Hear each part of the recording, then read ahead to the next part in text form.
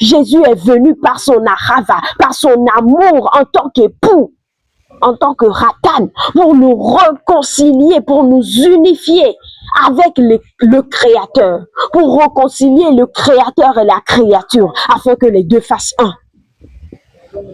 Lorsque nous quittons le Ratuna, soit les noces, nous tombons sur le troisième jour. Troisième jour se dit en hébreu Yom Hashilshi. Hashilshi.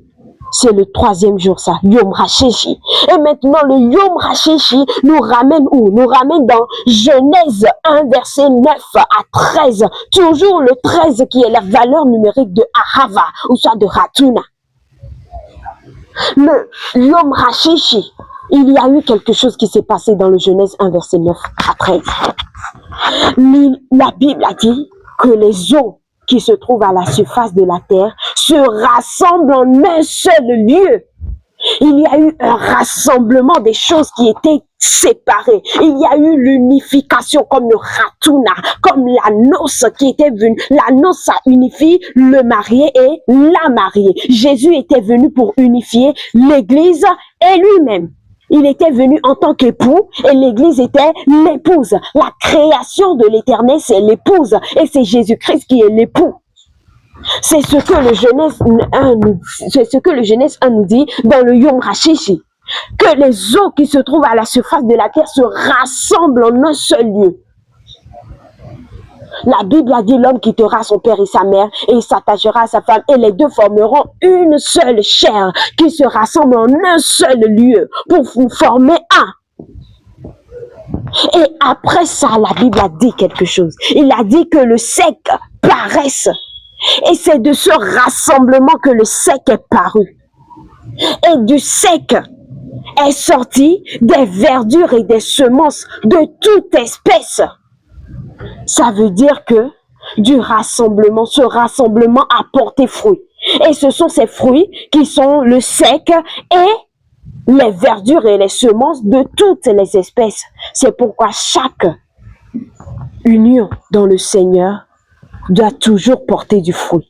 Chaque union, je parle des couples, chaque union dans le Seigneur doit toujours porter un fruit.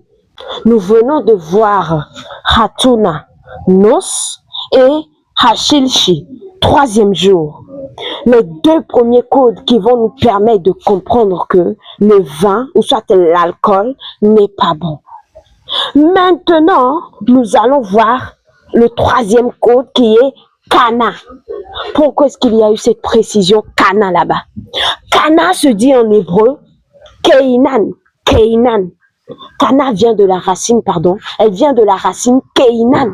Keinan qui veut dire quoi? Acquérir. Acquérir une possession. Jésus-Christ est venu en tant qu'époux. Et il nous a fait, nous, son épouse, nous, l'Église, il nous a acquéris par son sacrifice. Ça veut dire que nous avons du prix pour lui. Nous avons été rachetés ou soit acquéris à prix de sang. Non pas le sang des animaux, mais le sang de Dieu, de Jésus-Christ.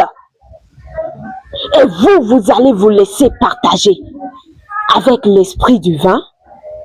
Vous allez laisser le sacrifice de Jésus qui vous a canuti, qui vous a racheté, qui a fait de vous sa possession.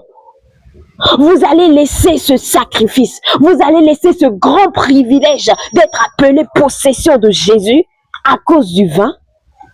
Vous allez vous laisser à l'esprit de la prostitution.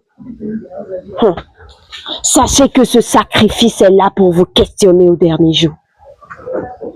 Nous venons de voir Cana, le troisième code, qui est la possession, acquérir, être appelé possession de Dieu.